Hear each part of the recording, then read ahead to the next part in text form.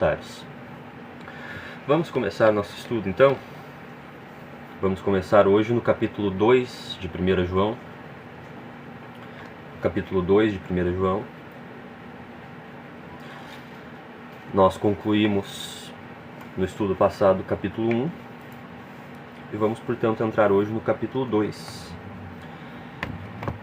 Vamos estar meditando no versículo 1 ao versículo 6 de 1 João, capítulo 2.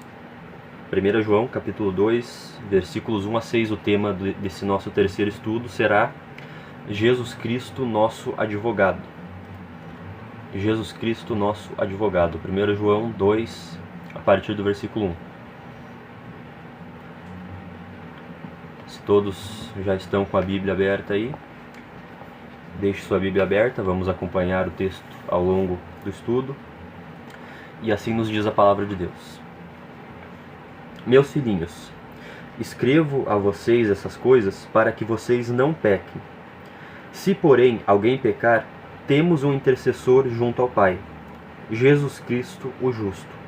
Ele é a propiciação pelos nossos pecados, e não somente pelos nossos, mas também pelos pecados de todo o mundo. Sabemos que o conhecemos se obedecemos aos seus mandamentos. Aquele que diz, eu o conheço, mas não obedece aos seus mandamentos, é mentiroso e a verdade não está nele. Mas se alguém obedece a sua palavra, nele verdadeiramente o amor de Deus está aperfeiçoado. Desta forma sabemos que estamos nele. Aquele que afirma que permanece nele, deve andar como ele andou. Vamos buscar a ajuda de Deus? Me acompanhe em oração. Senhor, nosso Deus, nosso Pai, aqui estamos nós perante a Tua Palavra. Nesse domingo, pela manhã, começamos o primeiro dia da semana, começamos o dia do Senhor. E começamos esse dia já buscando o nosso alimento para a nossa alma, para o nosso coração, Pai. Desvenda os nossos olhos para que nós possamos contemplar as maravilhas da Tua lei. Abre o nosso entendimento, nos ajuda a compreender a Tua Palavra, nos dá sabedoria, nos dá entendimento espiritual das coisas que aqui estão. Nos ajuda a entender a tua vontade para que possamos vivê-la de maneira mais completa, de maneira mais perfeita, Pai. Nos envia o Teu Espírito, nos capacita, é o que nós te pedimos em nome de Jesus. Amém. Como nós sabemos, então, o livro de 1 João foi escrito pelo apóstolo João para combater os ensinos, os erros, as falsas práticas de falsos mestres que estavam se infiltrando nas igrejas da Ásia. Esses falsos mestres eram pessoas influenciadas por uma filosofia grega, uma filosofia gnóstica, platonista, que separava o corpo e a alma e focava muito na questão espiritual e desprezava a questão física, a questão corporal. Esses falsos mestres, por causa desse pensamento, eles cometiam então 3 erros principais. O erro moral. Eles não tinham obediência a Deus, não se importavam com a santidade do seu corpo, não se importavam em fazer o que é certo, porque para eles o corpo não importava. O segundo erro, o erro da verdade, o erro doutrinário. Esses falsos mestres, eles negavam a verdade sobre quem Jesus é, eles distorciam a identidade de Jesus, porque se no pensamento deles a carne é uma coisa inferior, Jesus, que é um ser superior, um espírito elevado, ele não poderia ter uma coisa maligna como um corpo de carne. E o terceiro erro era o erro social. Esses falsos mestres de origem grega, de origem gnóstica, eles não tinham amor ao próximo, não cuidavam dos seus irmãos, não se importavam com a dor e o sofrimento dos outros, não moviam uma palha para ajudar os outros. Então, para combater esses 3 erros, o apóstolo João vai escrever essa sua carta aqui, e nessa carta ele vai usar 3 argumentos para combater os falsos mestres. O primeiro argumento é o argumento da verdade, a verdade sobre quem Jesus é. O segundo argumento é o argumento moral, que é o comportamento que o cristão deve ter para com o Senhor Jesus, para com Deus, o comportamento diferente de santidade, de obediência à vontade de Deus. E o terceiro argumento do apóstolo João é o argumento moral, o argumento social, que se refere ao comportamento que o cristão deve ter para com seus irmãos, de amor ao próximo, de cuidar do próximo, de buscar realmente o bem-estar dos seus irmãos. Esses 3 argumentos, verdade, obediência e amor, eles resumem 3 testes que nós devemos aplicar para testar a pureza do cristianismo, tanto dos outros, daquilo que nós ouvimos os outros falando, mas também na nossa própria vida nós devemos aplicar esses 3 testes, o teste da verdade, do amor e da obediência, para saber se nós realmente estamos em coerência com aquilo que a Bíblia ensina, com aquilo que o Senhor Jesus espera de nós. No capítulo 1 dessa carta, o apóstolo João, ele apresentou brevemente esses 3 testes, né? Na abertura ali, no prólogo do versículo 1 ao versículo 4, ele apresenta o teste da verdade, a verdade sobre quem Jesus é. E a partir do versículo 5 até o versículo 10, ele vai apresentar brevemente o teste moral e o teste social, a obediência e o amor ao próximo. Aqui no capítulo 2, João ele vai retomar esses 3 testes e ele vai começar a aprofundar eles, né? A carta de 1 João, toda a carta de 1 João, ela gira em torno desses 3 testes, dessas 3 palavras: verdade, amor e obediência. No capítulo 1 ele começou apresentando, e agora aqui no capítulo 2 ele vai retomar esses 3 testes, aprofundando mais, vai aprofundar mais eles. E aqui na passagem que nós lemos, versículos 1 ao versículo 6, ele vai começar com a verdade, o teste da verdade sobre quem Jesus é e qual deve ser o comportamento do cristão para com o Senhor Jesus. Portanto, no estudo dessa manhã, eu quero convidar a igreja para nós meditarmos em 3 verdades sobre o Senhor Jesus. 3 verdades sobre Jesus, para que nós possamos ter a nossa fé, a nossa esperança aí renovada e o nosso compromisso de obediência fortalecido. A primeira verdade é a intercessão. Jesus é o nosso advogado junto ao Pai. Ele nos defende, ele intercede ao nosso favor de noite e de dia. Isso está no versículo 1. A segunda verdade é a propiciação. Ele é o pagamento pelos nossos pecados e a libertação das nossas dívidas, que nos restaura no amor e na bondade de Deus.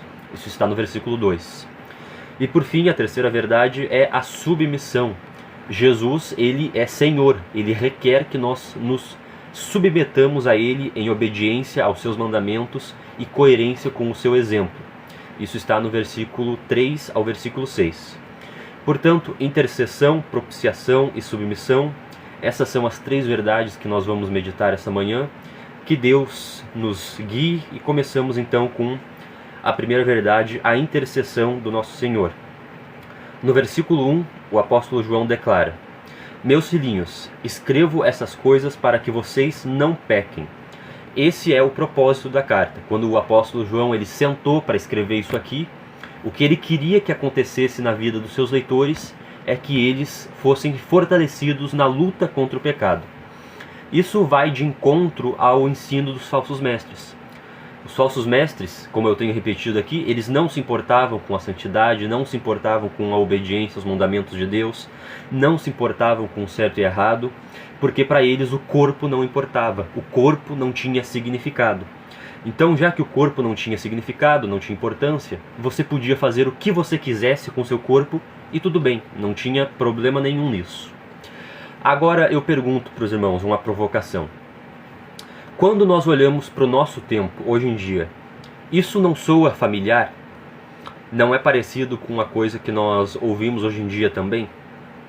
No tempo do apóstolo João era o dualismo platonista que exaltava o corpo e desprezava o espírito.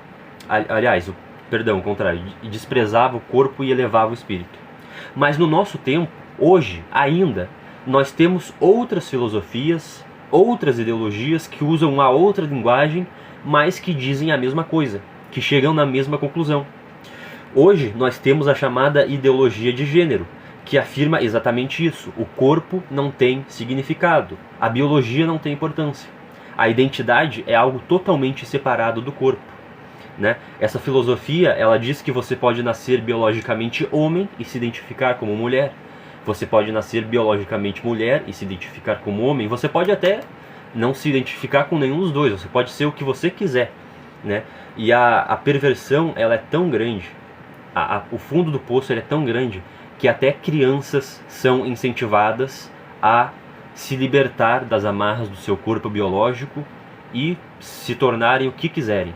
Crianças são incentivadas a se mutilar, a fazer operações, cirurgias de transições. Tamanha é a perversidade que nós chegamos. Porque Para eles, então, o corpo não tem significado, o corpo não importa. Então é o mundo ele sempre encontra maneiras diferentes de dizer a mesma mentira. Faça o que você quiser, não existe pecado. O que importa é ser feliz. Nada é errado se te faz feliz. Isso é o que o mundo diz. Mas a verdade de Deus permanece triunfante sobre qualquer filosofia humana. Essas coisas vos escrevo para que não pequeis. Para que não pequeis. O pecado existe. Não é questão de opinião, não é vale tudo, não é não julgueis fora de contexto. Existem práticas que Deus olha e diz, isso é pecado, e eu não aceito. O pecado existe e ele é proibido. Como eu tenho disse na mensagem passada, a nossa sociedade atual ela tem ojeriza com a ideia de proibição, né? Fala que alguma coisa é errada, que alguma coisa é proibida, meu Deus, que absurdo. E não é só no mundo não, tá? Não é só fora da igreja não. Dentro da igreja nós também temos essa filosofia. Dentro da igreja nós temos as nossas hipocrisias, nós temos os nossos pecados de estimação, né? Nós temos a gula, o vício, a frieza espiritual, a dureza de coração, o orgulho. E daí nós ficamos justificando os nossos pecados. Veja bem, eu faço isso, mas pelo menos eu não faço aquilo, né? A gente usa o pecado dos outros para justificar o nosso. Eu faço isso, mas pelo menos eu não faço aquilo. Esse pecado aqui, isso aqui tudo bem, isso aqui não tem problema. Isso aqui Deus não se importa. Deus só se importa com o pecado dos outros, né? Ele não se importa com o nosso, não. Vai nessa. Mas se você acha que Deus não se importa com o seu pecado, isso é um sinal muito grande de que na verdade é você que não se importa com Deus. É você que não se importa com Deus. Você vai na igreja por costume, por tradição, para agradar alguém, às vezes até por necessidade, né? O cinto aperta e aí você se lembra da igreja. Mas se não existe zelo pela santidade, se não existe verdade e sinceridade do lado de dentro, então não existe verdadeiro compromisso nas nossas vidas. Então não existe verdadeira comunhão com Deus. Novamente, irmãos, eu esclareço. O que João está exigindo aqui, quando ele diz, filhinhos, essas coisas vos escrevo para que não pequeis, o que ele está exigindo aqui não é perfeição, mas é compromisso, é luta contra o pecado. Essas coisas vos escrevo para que não pequeis. Isso significa que é possível nós não pecarmos. A luta contra o pecado é possível, meus irmãos, porque não é pela nossa própria força, não é pela nossa própria moralidade, não é pela nossa própria virtude, não é porque nós somos... Não, é pela graça de Deus. É pela graça de Deus. E pela graça de Deus, o apóstolo, inspirado pelo Espírito Santo, está nos dizendo aqui que é possível nós não pecarmos. Nós vimos na mensagem passada que o verdadeiro cristão, uma das atitudes do verdadeiro cristão, é reconhecer os seus pecados, é confessar com arrependimento. E quando nós confessamos os nossos pecados com arrependimento e fé, o perdão de Deus é garantido. Mas entenda, perdão não é permissão. O perdão de Deus é uma segunda chance, é um recomeço. Quando Jesus, o Senhor Jesus, ele encontrou a mulher adúltera, em João capítulo 8, no Evangelho de João capítulo 8, ele não disse, os teus pecados estão perdoados, pode continuar no adultério. Não, o Senhor Jesus não disse isso. Ele disse, os teus pecados estão perdoados, vai e não peques mais. Assim é o perdão de Deus, meus irmãos. Não é uma permissão de continuar fazendo o que é errado, é uma chance de começar a fazer o que é certo. É uma chance de fazer o que é certo. E quem nos dá essa chance? Quem nos levanta quando nós estamos caídos? Quem nos ajuda a melhorar? Está na segunda parte do versículo 1. Se, porém, alguém pecar, temos um intercessor junto ao Pai, Jesus Cristo o justo. Então, o objetivo é não pecar. Essa é a meta da vida cristã. Mas Deus sabe que nós somos falhos e que nós podemos tropeçar em algum momento. E quando isso acontece, quando isso acontecer na nossa vida, quando o tropeço vier, quando a falha vier, quando a queda vier, o que o apóstolo João está nos dizendo aqui é que nós devemos nos lembrar imediatamente do nosso Senhor Jesus. Porque Ele é o nosso intercessor. Talvez a sua tradução na sua Bíblia diga auxiliador, ajudador, consolador ou advogado. todos esses significados são possíveis e verdadeiros. A palavra que o apóstolo João usa no original é a palavra paráclitos, que significa chamado para estar ao lado. O significado literal dessa palavra é chamado para estar ao lado. Então Jesus é aquele que nos vê no nosso pior momento e que está do nosso lado. Ele vem para estar conosco, para estar do nosso lado. Jesus é aquele que nos encontra no nosso pior fundo de poço e ele diz: você errou, é verdade, mas eu estou do seu lado. Eu estou com você para o que der e vier. Ele é o nosso defensor, o nosso ajudador, com quem nós podemos contar nos nossos piores momentos. Mas no contexto aqui de 1 João, o significado que mais se encaixa é advogado. Jesus, ele é o nosso advogado junto ao Pai. É aquele que nos defende do castigo da lei de Deus. A lei é o reflexo da santidade perfeita de Deus. A lei é o reflexo da santidade, da perfeição absoluta de Deus. Por isso, ela também exige perfeição total da nossa parte. A lei, na letra fria da lei, ela exige perfeição total. E ela prescreve uma punição severa para quem não cumpre toda essa perfeição. O código moral da lei de Deus, ele diz: maldito todo aquele que não permanecer em todas as coisas escritas no livro dessa lei. Se você obedece toda a lei, mas tropeça em um só ponto, você foi considerado culpado pela lei inteira. Pela lei inteira. A lei, ela exige santidade perfeita. Na lei não existe margem de erro. Na lei não existe segunda chance. Como nós, miseráveis pecadores, como nós poderíamos sobreviver à santidade de Deus? Como nós poderíamos sobreviver à ira santa de Deus? Não tem como. As nossas justificativas, elas não podem nos proteger. As nossas boas obras não podem nos proteger. Placa de igreja nenhuma pode nos proteger. A única coisa que pode nos proteger, a única pessoa, melhor dizendo, que pode nos proteger da ira de Deus, a única pessoa que pode nos proteger do castigo da lei de Deus é o Senhor Jesus. É Ele que vem para estar do nosso lado, é Ele que se coloca na nossa frente e nos defende da ira santa, do castigo justo de Deus. Irmãos, a defesa de Jesus, a intercessão de Jesus, não é tentar convencer Deus de que nós não merecemos o castigo, porque nós merecemos. Nós merecemos a ira de Deus. Mas a defesa de Jesus é dizer que a nossa pena já está paga.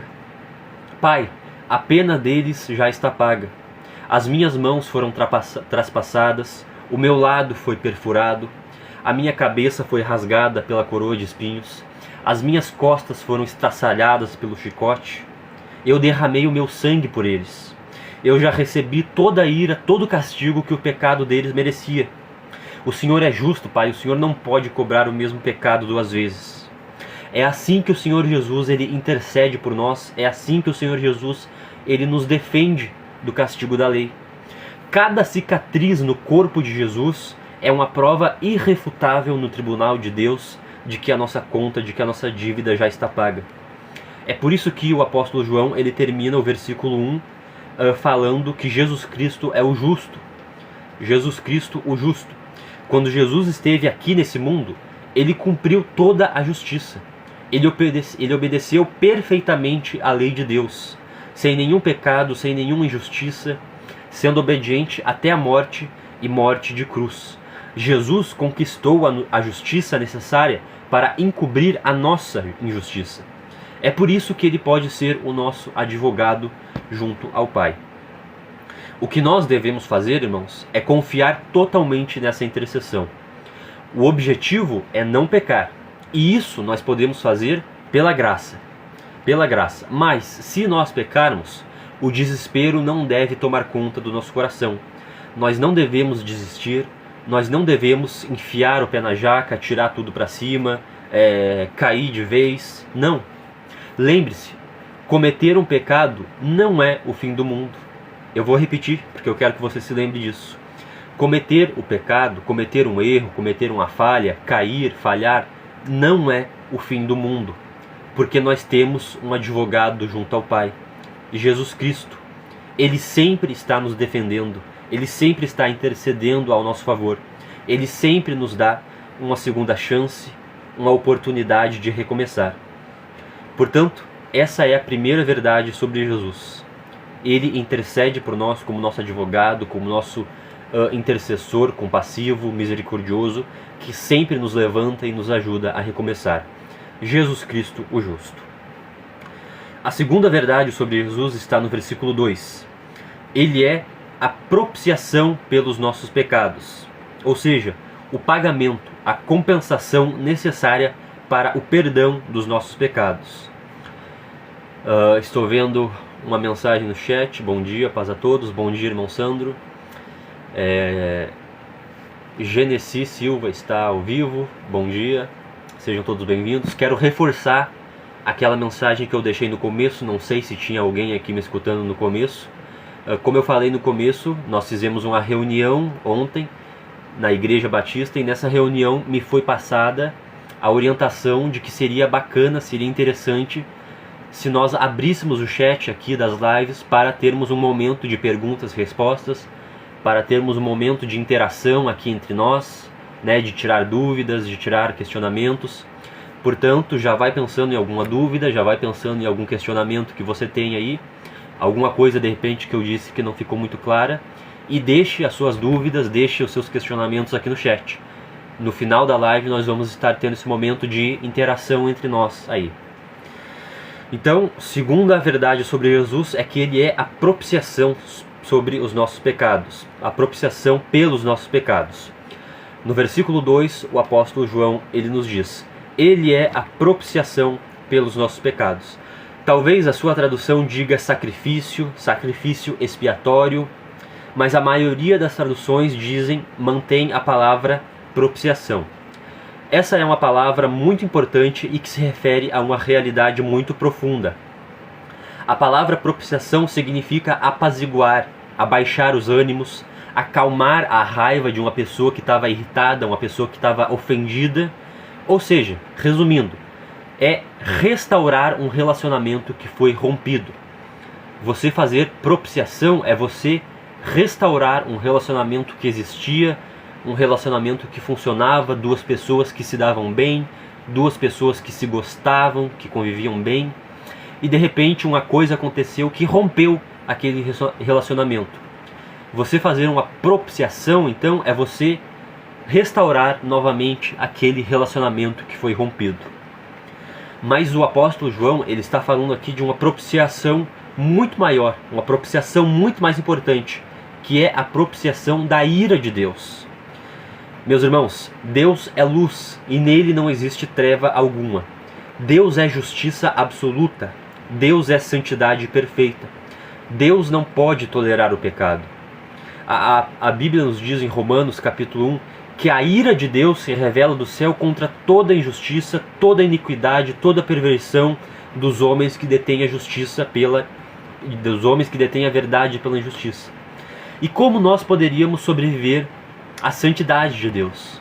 Como nós poderíamos sobreviver à ira santa de Deus? É impossível, não tem como. É pior do que tentar colocar a mão no fogo. Nós já teríamos sido destruídos pela ira santa de Deus, nós já teríamos sido aniquilados pela justiça de Deus, se não fosse pela sua misericórdia. Se não fosse pela misericórdia, a paciência, a graça de Deus que estão em Jesus Cristo, nosso Senhor. É só por causa de Jesus que isso não acontece. É só por causa do amor e da misericórdia de Deus que estão em Jesus Cristo. Deus enviou Jesus para ser o nosso substituto, para receber a pena em nosso lugar. Ele assumiu a nossa carne, ele assumiu como nosso representante no tribunal de Deus e ele representou a nossa causa. Deus descarregou em Jesus toda a ira, toda a punição, tudo aquilo que os nossos pecados mereciam, Deus descarregou em Jesus na cruz do Calvário. É por isso que a Bíblia diz que a crucificação de Jesus foi um evento cósmico, né? Os céus escureceram, o sol parou de dar a sua luz, as nuvens tomaram conta, uma tempestade terrível caiu sobre aquela região, o chão começou a tremer, um terremoto, foi um evento catastrófico. E a ira de Deus foi tão grande, a ira que Deus descarregou em Jesus foi tão grande, que Jesus chegou a ponto de gritar: Deus meu, por que me abandonaste? Tamanha foi a ira que Deus descarregou em Jesus, por minha e por sua culpa. Mas depois que Jesus descarregou toda essa, depois que Deus descarregou toda essa ira, calmaria, né? O sol voltou, a tempestade passou, o terremoto parou e a calmaria tomou conta de novo. O relacionamento rompido foi restaurado. A ira passou. A exigência da lei, a condenação da lei foi satisfeita e nós fomos restaurados no amor de Deus. Jesus, ele tirou a culpa do caminho, ele tirou a ira do caminho e ele liberou o caminho para o amor incondicional de Deus. Ele conquistou o amor incondicional de Deus para nós. Talvez você se pergunte: poxa, mas se Deus é tão amoroso, se Deus é tão bondoso, por que ele tem tanta ira contra o pecado? Se Deus é tão bom, se Deus é tão misericordioso, amoroso, por que ele se ira tão terrivelmente contra o pecado? Mas esse é mais um erro da nossa cultura moderna. A nossa cultura, ela ensina que amor significa não falar de certo e errado, não condenar o que não presta, porque no amor vale tudo. Esse é o pensamento da cultura moderna. No amor vale tudo, no amor não existe certo e errado. Mas esse não é o conceito bíblico sobre amor. A Bíblia nos ensina que o verdadeiro amor, ele não aceita o que é errado. O amor não se alegra com a injustiça, mas se alegra com a verdade. Portanto, as duas coisas são verdadeiras. Deus é amor e é justiça também. Não é que Deus é amor, mas é justiça. Às vezes a gente fala desse jeito, né? Ah, Deus é amor, mas é justiça. Mas isso não é certo. O certo é dizer: Deus é amor e é justiça também. Porque não existe contradição entre justiça e amor. As duas coisas se completam. O amor só é verdadeiro se existe justiça. E a justiça só é verdadeira se existe amor. Então Deus, ele só pode ser amor justamente porque ele também é justiça. E só pode ser justiça justamente porque ele é amor. Não existe uma contradição entre as duas coisas. Deus é amor e é justiça também. As injustiças, elas precisam ser reparadas. Os erros, eles precisam ser consertados. O verdadeiro amor, ele não passa a mão na cabeça. Ele exige a correção. É por isso que desde o Antigo Testamento, se você voltar lá no Antigo Testamento, Deus, ele sempre ensinou o seu povo a fazer sacrifícios pelo pecado. O livro de Levítico, ele fala sobre isso. O salário do pecado é a morte. E a justiça de Deus, ela exige um sacrifício de sangue, porque a vida da carne está no sangue. Quando o sangue é derramado, a vida foi esvaída e o salário do pecado foi pago. É por isso que sem derramamento de sangue não existe perdão de pecados. Isso está na Bíblia. Sem derramamento de sangue não existe expiação de pecados. Isso é o que a justiça de Deus exige. E onde que entra o amor de Deus nessa história? Onde que entra a misericórdia de Deus nisso tudo? Bom, a graça de Deus, a misericórdia de Deus, ela está no fato de que Deus, ele permite que os nossos pecados sejam pagos por um sacrifício substituto. É aí que entra a misericórdia de Deus. Deus, ele permite que os nossos pecados eles sejam pagos por um substituto. O certo seria eu morrer na cruz. O certo seria você morrer na cruz e receber toda aquela ira, toda aquela punição que o Senhor Jesus recebeu. Mas por causa da misericórdia de Deus, por causa da sua graça, Deus permite que outra pessoa pague a pena no nosso lugar. No Antigo Testamento eram os animais, os bois, as ovelhas, os cordeiros.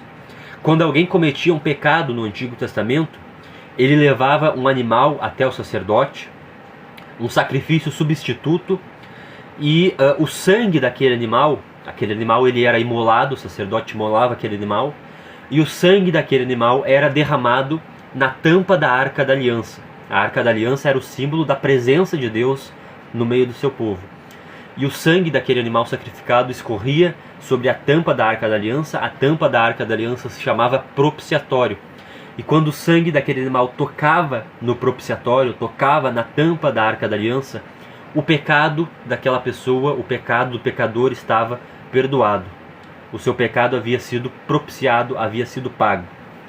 Mas todas essas coisas, o sangue dos animais, a arca da aliança, o propiciatório, tudo isso apontava para o Senhor Jesus.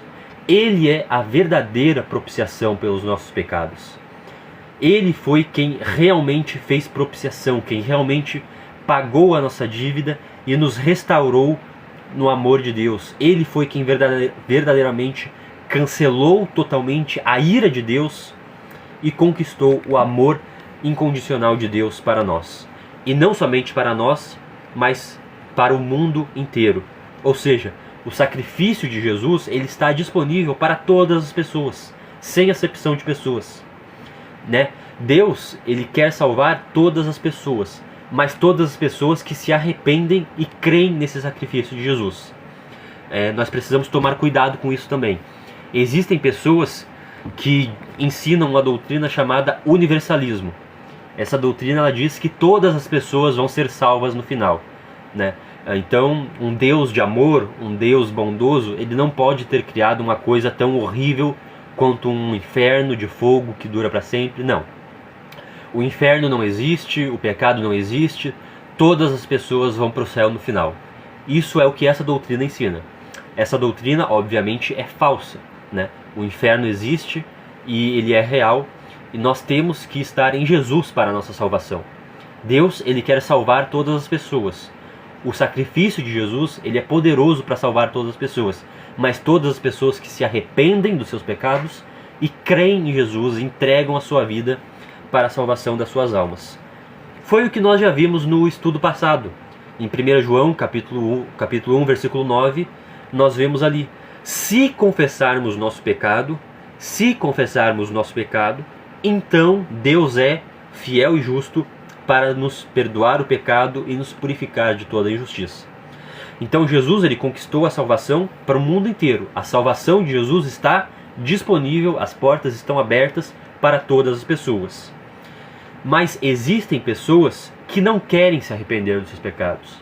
Existem pessoas que, pelo contrário, elas não vão se arrepender, elas preferem justificar, elas preferem inventar desculpas para encobrir os seus erros. Existem pessoas até que se orgulham dos seus pecados, né? Inventaram aí até o dia do orgulho do pecado, a parada do orgulho do pecado, né? Então é por isso que muita gente vai ficar sim de fora. É por isso que muita gente vai ficar de fora. Não porque Deus não queira salvar, não porque o sacrifício de Jesus não seja poderoso o suficiente para salvar, mas porque muitas pessoas simplesmente não querem se arrepender para crer. E o que isso significa para nós, né? Mas a obra de Jesus é poderosa o suficiente para salvar 1000 mundos. Ele é a propiciação eficaz e suficiente. E o que isso significa para nós? Qual é o impacto disso na nossa vida? Isso significa que em Jesus, Deus, ele não é mais. Em Jesus, Deus não é mais um juiz raivoso com um martelo na mão, esperando para nos condenar. Não. Em Jesus, por causa dessa propiciação, por causa desse sacrifício, desse pagamento, em Jesus, Deus é um Pai amoroso que nos espera de braços abertos. Sempre que você pensar em Deus, sempre que você se lembrar de Deus, lembre-se do Senhor Jesus. Lembre-se que em Jesus, Deus, ele só pensa o bem para você. Em Jesus, Deus, ele só quer o bem para você. Em Jesus, ele só pensa o melhor, ele só quer te dar o melhor. Em Jesus, Deus é um Pai carinhoso.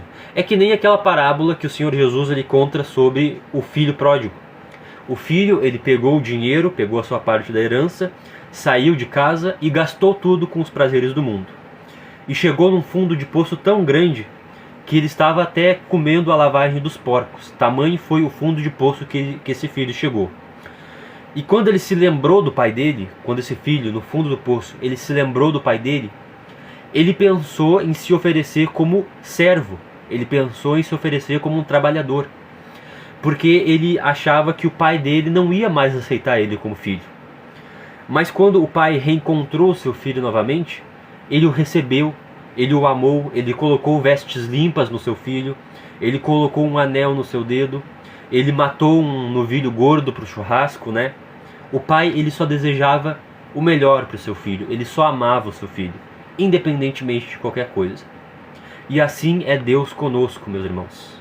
É amor incondicional, porque Jesus tornou Deus propício para nós, porque Jesus tornou Deus favorável. Jesus conquistou o amor, Jesus conquistou a bondade, Jesus conquistou o amor incondicional de Deus para nós. Essa é a segunda verdade que o apóstolo João nos apresenta aqui. E por fim, a terceira grande verdade que o apóstolo João nos apresenta sobre o Senhor Jesus é a submissão. A submissão. Ou seja, Jesus, ele é o nosso Senhor. Jesus é o nosso governante, o nosso líder, né? E como tal, ele requer que nós nos submetamos a ele em obediência. Jesus, ele exige obediência aos seus mandamentos e ele demanda que nós tenhamos um comportamento que siga de acordo com o seu exemplo. No versículo 3 nós lemos: sabemos que o conhecemos se obedecemos aos seus mandamentos. Essa é a primeira verdade que exige uma ação externa concreta da nossa parte. Nas duas primeiras verdades, a intercessão e a propiciação de Jesus, a reação que nós devemos ter é cair de joelhos e simplesmente agradecer a Jesus pela sua bondade, pela sua misericórdia. Mas aqui, nessa terceira verdade, a reação que nós devemos ter é levantar do chão e colocar a mão na massa. Aqui é fé que entra em ação, é gratidão que gera movimento, é amor que produz os devidos frutos. É amor que produz os devidos frutos, né? O amor incondicional de Jesus, ele não anula a necessidade da reciprocidade do nosso amor. E o perdão de Deus, ele não anula a necessidade de obediência. Pelo contrário, incentiva, né? Incentiva. Porque se é que há realmente gratidão na nossa vida, se é que há realmente amor a Deus, se é que há gratidão por tudo aquilo que Deus fez por nós, então essa gratidão, ela precisa se expressar por meio de obediência. A verdade sobre Jesus, portanto, é que ele é Senhor, não apenas Salvador. Jesus não é um garçom com a bandeja na mão, ele é um rei com a coroa na cabeça.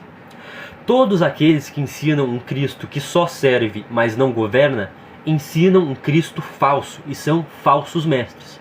Não diferentemente dos falsos mestres que estavam se infiltrando aqui nas igrejas da Ásia e que João teve que escrever o seu livro aqui para combater. Porque a nossa obediência, e por que eu enfatizo tanto a questão da gratidão? Por que eu digo que a nossa gratidão, ela deve se manifestar, ela deve se expressar na forma de obediência? Porque a nossa obediência, a obediência do cristão, ela olha para trás. Ela olha para aquilo que Jesus já fez por nós. Não é assim que o apóstolo João organiza as coisas? Primeiro ele começa falando da salvação. Primeiro ele começa falando daquilo que Jesus fez, né? Jesus, ele é a intercessão, ele é o nosso intercessor, ele nos defende, ele intercede por nós junto ao Pai. Ele é a propiciação pelos nossos pecados, ele conquistou o amor incondicional de Deus para nós, ele sempre nos dá uma segunda chance, né? Ele removeu a culpa pelos nossos pecados. Então, a nossa gratidão, ela olha para isso. A nossa obediência, ela olha para isso.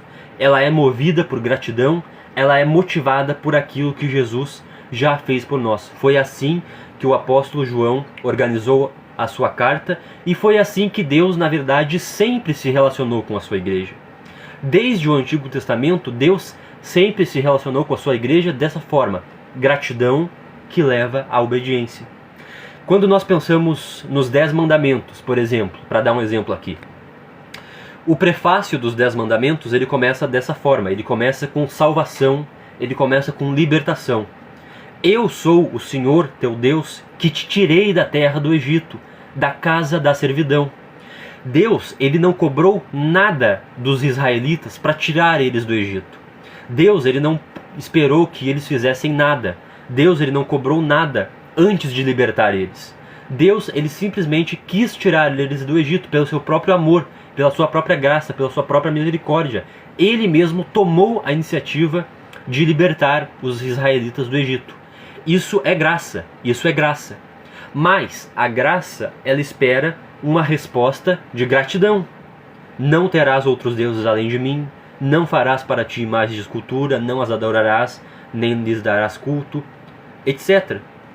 A obediência moral exigida por Cristo não é uma condição prévia, mas é um resultado inevitável. Não é uma condição prévia, mas é um resultado inevitável. Comete grave erro, portanto, todos aqueles que dizem que no Evangelho não há exigência de obediência. É óbvio que no Novo Testamento, na Nova Aliança, a ênfase principal e maior é a graça. Mas graça não é bagunça.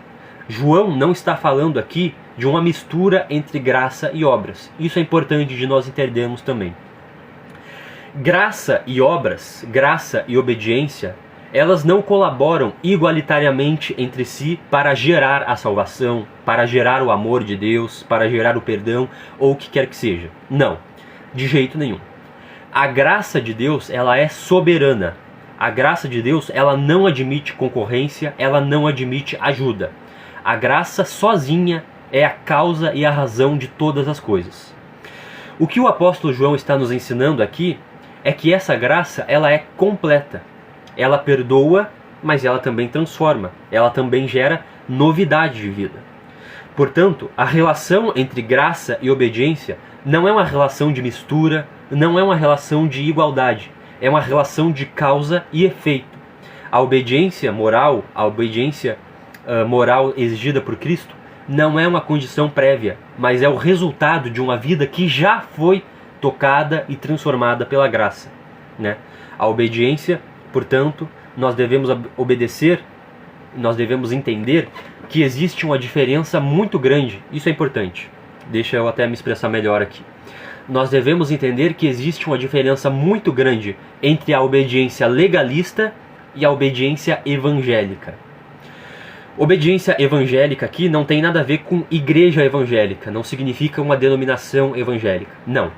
Obediência evangélica aqui se refere à obediência que o Senhor Jesus demanda dos seus seguidores no contexto do Evangelho, no âmbito do Evangelho. Então, qual é a diferença entre a obediência evangélica e a obediência legalista?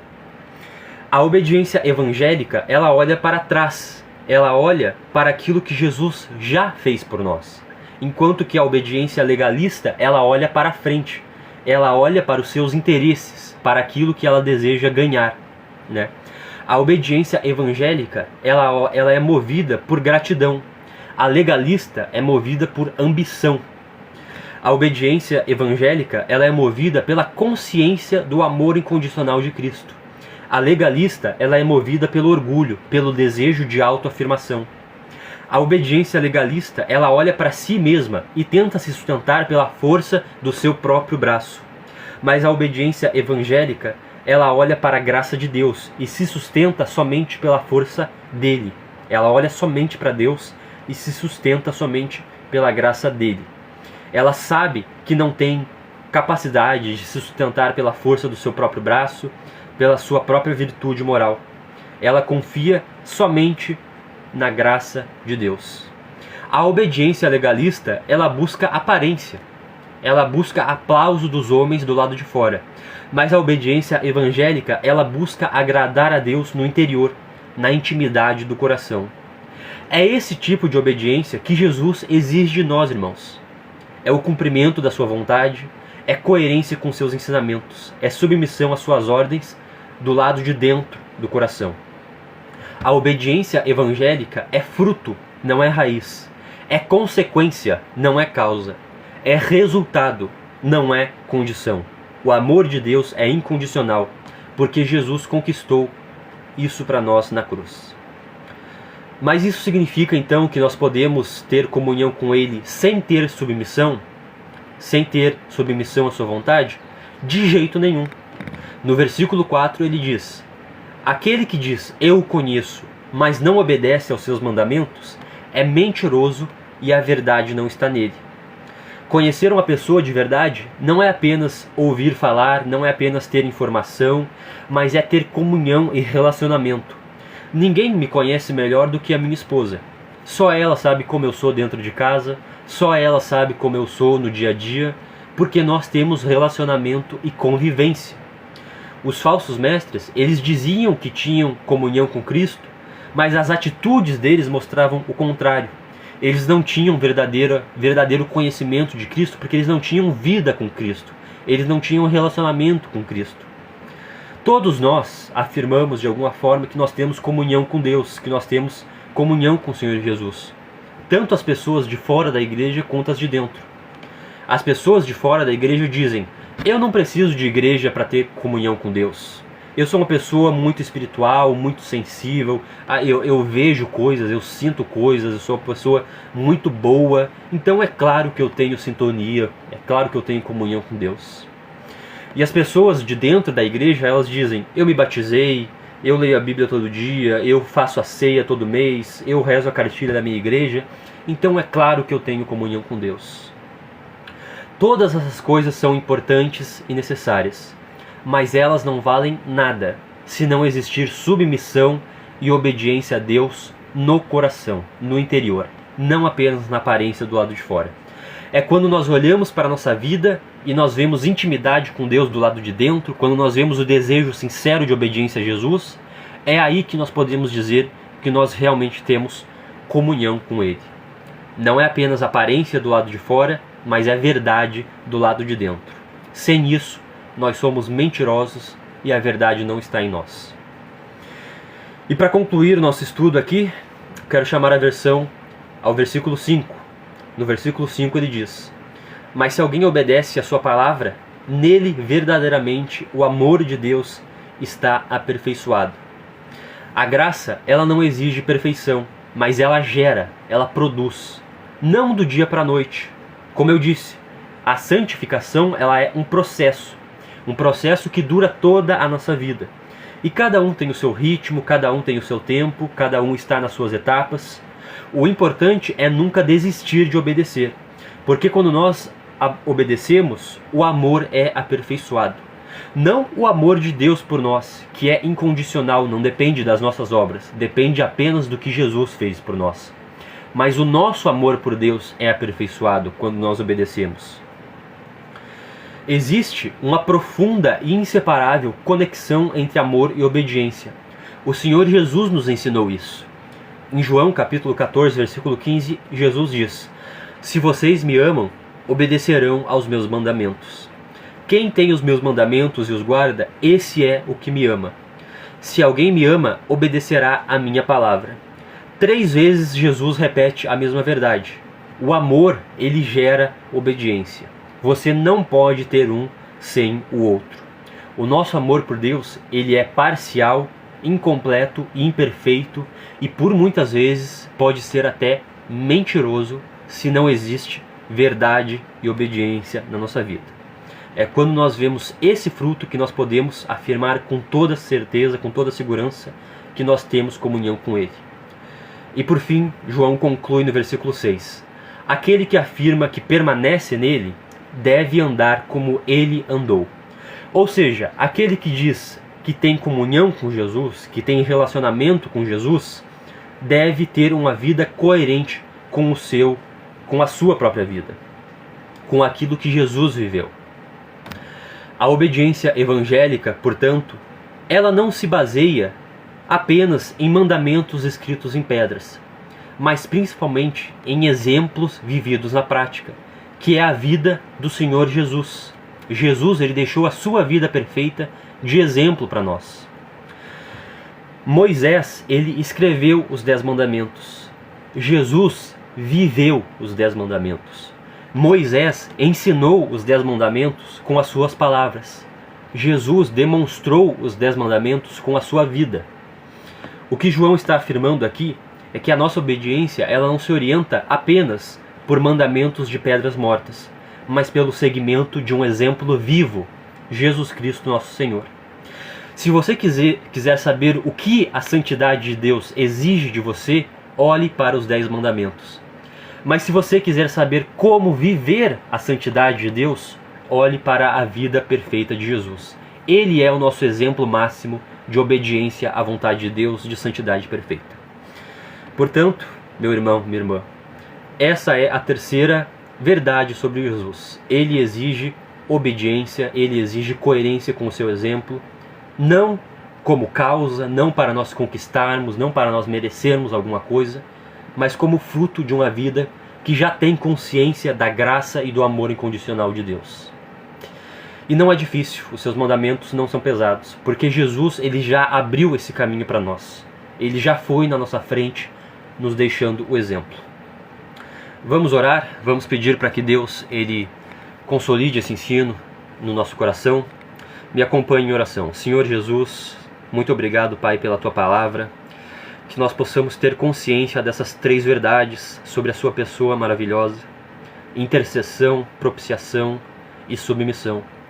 O Senhor sempre intercede por nós, o Senhor sempre nos dá uma segunda chance, o Senhor sempre intercede o favor de Deus para nós, Pai. O Senhor nunca desiste de nós, o Senhor sempre nos dá a bondade, o amor, a misericórdia, porque o Senhor é justo, o Senhor é a propiciação pelos nossos pecados, o Senhor é aquele que pagou perfeitamente toda a nossa culpa, o Senhor é aquele que anulou toda a ira de Deus, o Senhor é aquele que cancelou toda a maldição da lei, Pai. E nós estamos livres para servir como filhos, não mais como escravos. Nos ajuda então, Pai, a servir, nos ajuda a ter submissão, não como escravos, mas como filhos. Nos ajuda a sermos filhos agradáveis a Ti, Pai. Não pela nossa própria moralidade, não pela nossa própria virtude, não pela nossa própria força, porque sozinhos nós não conseguimos, sozinhos nós não temos força, mas pela ajuda do Teu Espírito, que nos santifica, que nos capacita, que nos guia a toda a verdade, que nos guia nos Teus caminhos, Pai. Nos ajuda a vivermos essas três verdades. Em nome de Jesus que eu peço e te agradeço. Amém. Amém. Lembrando então que está aberta o chat para nós termos o nosso momento de interação. Vamos trocar uma ideia.